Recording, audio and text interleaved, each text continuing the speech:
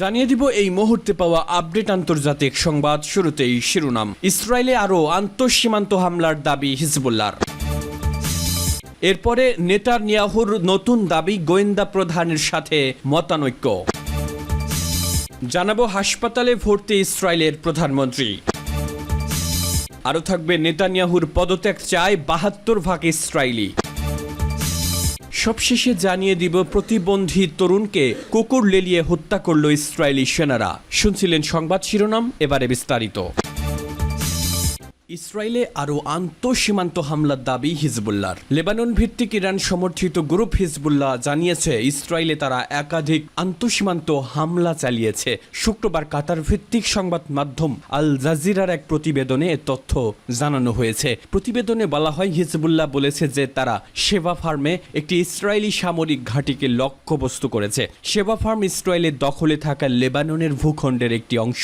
উত্তর ইসরায়েলের মার্গালিয়টের কাছে একটি সামরিক ব্যারাকেও হামলার কথা বলেছে তারা। ইসরায়েলের সামরিক বাহিনী বলেছে তাদের যুদ্ধ বিমানগুলো দক্ষিণ লেবাননের 5টি স্থানে হামলা চালিয়েছে, যার মধ্যে রয়েছে রামিয়াহ, তাইর, হারফা ও কাফার কিলা। এদিকে গাজার স্বাস্থ্য মন্ত্রণালয় জানিয়েছে গাজায় ইসরায়েলের হামলায় গত 24 ঘন্টায় অন্তত 50 ফিলিস্তিনি নিহত হয়েছেন। এতে গত বছরের অক্টোবর থেকে এ পর্যন্ত মোট মৃতের সংখ্যা বেড়ে 38,345 জনে দাঁড়িয়েছে। এছাড়া ওই ঘটনায় আরও 54 জন আহত হয়েছে। তাদের নিয়ে আহতের সংখ্যা 88,295 জনে দাঁড়িয়েছে। মন্ত্রণালয় বলেছে অনেক মানুষ এখনো ধ্বংসস্তূপের নিচে এবং রাস্তায় আটকা পড়ে আছেন, কারণ উদ্ধারকারীরা তাদের কাছে পৌঁছাতে পারছেন না। সূত্র আল জাজিরা।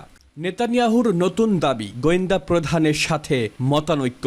গাজা উপত্যকায় যুদ্ধবিরতির লক্ষ্যে কূটনৈতিক প্রয়াস জটিল করে তুলেছেন ইসরায়েলের প্রধানমন্ত্রী বেনিয়ামিন নেতানিয়াহু এবং দেশটির গোয়েন্দা সংস্থা মোসাদের প্রধান ডেভিড বার্নিয়া। সংশ্লিষ্ট সূত্রের উদ্ধৃতি দিয়ে ইসরায়েলি ব্রডকাস্টিং কর্পোরেশন জানিয়েছে নেতানিয়াহু প্রায় এক হাতে আলোচনা পরিচালনা করার সময় তার অবস্থান আরও কঠোর করছেন। ইসরায়েলি চ্যানেল 12 জানায় যুদ্ধবিরতির আলোচনার ব্যাপারে নেতানিয়াহুর নতুন শর্তের প্রতি সমর্থন দিচ্ছেন না মোসাদের প্রধান। ইয়েদিওত আহরনোত আরও জানিয়েছে গাজার যুদ্ধবিরতি কাঠামো প্রশ্নে নেতানিয়াহু এবং মোসাদ প্রধান একই অবস্থানে নেই। এদিকে নতুন শর্ত আরোপ করে যুদ্ধবিরতি আলোচনাকে জটিল করার জন্য নেতানিয়াহুকে কর্মকর্তারা অভিযুক্ত করার পর হামাসের হাতে আটক বন্দীদের পরিবারগুলো নেতানিয়াহুর তীব্র সমালোচনা করেছে। কাতার, মিশর ও যুক্তরাষ্ট্রের মধ্যস্থতাকারীরা গাজায় যুদ্ধবিরতি এবং পণবন্দীদের মুক্তি নিয়ে ব্যাপক প্রয়াস চালালেও কোনো সমঝোতায়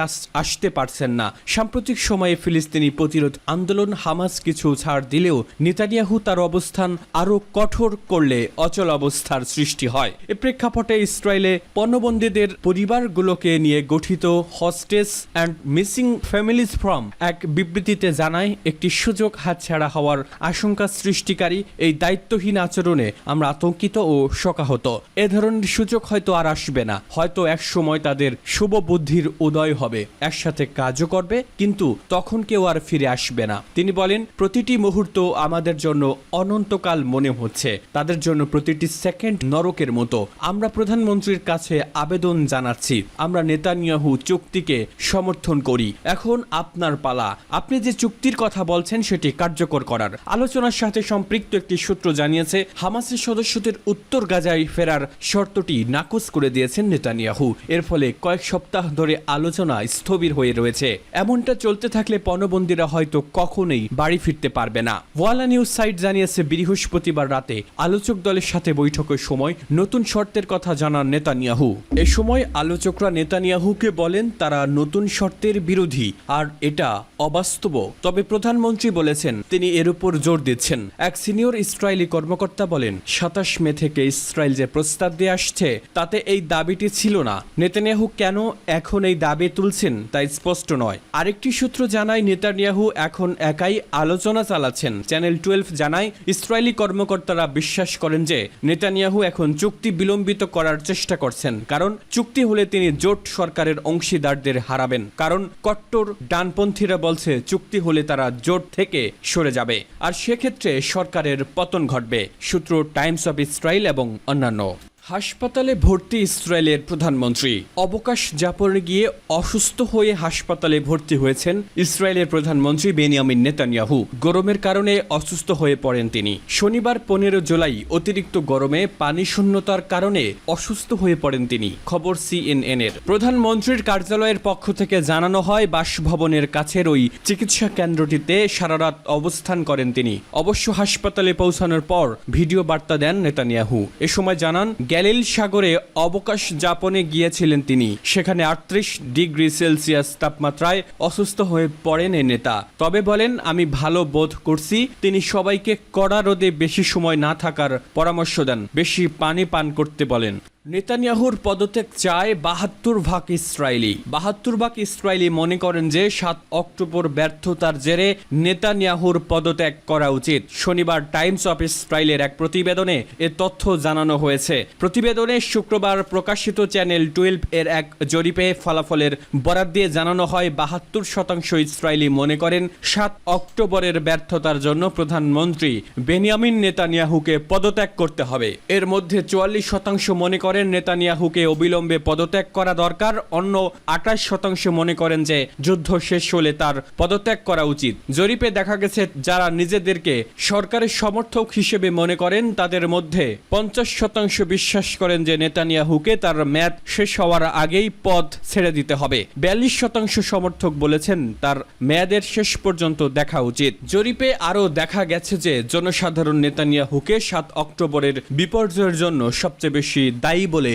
মনে করেন। ওই দিন প্রায় 30,000 হামাস নেতৃত্বাধীন যোদ্ধারা ইসরায়েলে হামলা চালায়। এ সময় 1200 ইসরায়েলি নিহত হয় ও 251 জনকে পণবন্দী করে হামাস। 29% ইসরায়েলি বলেছেন 7 অক্টোবরের বিপর্যয়ের জন্য নেতানিয়াহু সবচেয়ে বেশি দায়ী। 18% বলেছেন সাবেক সামরিক গোয়েন্দা প্রধান আহরন হালেভি দায়ী ছিলেন। 10% IDF chief of staff Farzi হালেভিকে দায়ী করেছেন। 7% শিনবেত প্রধান রনেন বারকে দায়ী করেছেন এবং মাত্র 4% দায়ী করেছেন প্রতিরক্ষা মন্ত্রী ইয়োভ গ্যালান্টকে। দায়ীদের মধ্যে নেতানিয়াহুই একমাত্র ব্যক্তি যিনি বিপর্যয়ের জন্য দোষ স্বীকার করেছেন। জরিপে হামাসের সাথে একটি চুক্তির জন্য ব্যাপক জনসমর্থনও পাওয়া গেছে, যাতে যুদ্ধবিরতি এবং বন্দীদের ফিরিয়ে আনার পক্ষে 64% এবং বিপক্ষে 15% মত দিয়েছেন, আর 21% কোনো মতামত দেননি। সূত্র টাইমস অফ ইসরায়েল। প্রতিবন্ধী তরুণকে কুকুর লেলিয়ে হত্যা করল ইসরায়েলি সেনারা।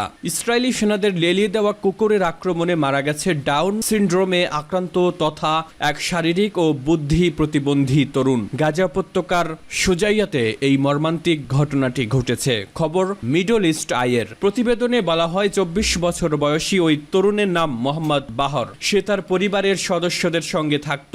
সে ডাউন সিনড্রোমে আক্রান্ত ছিল।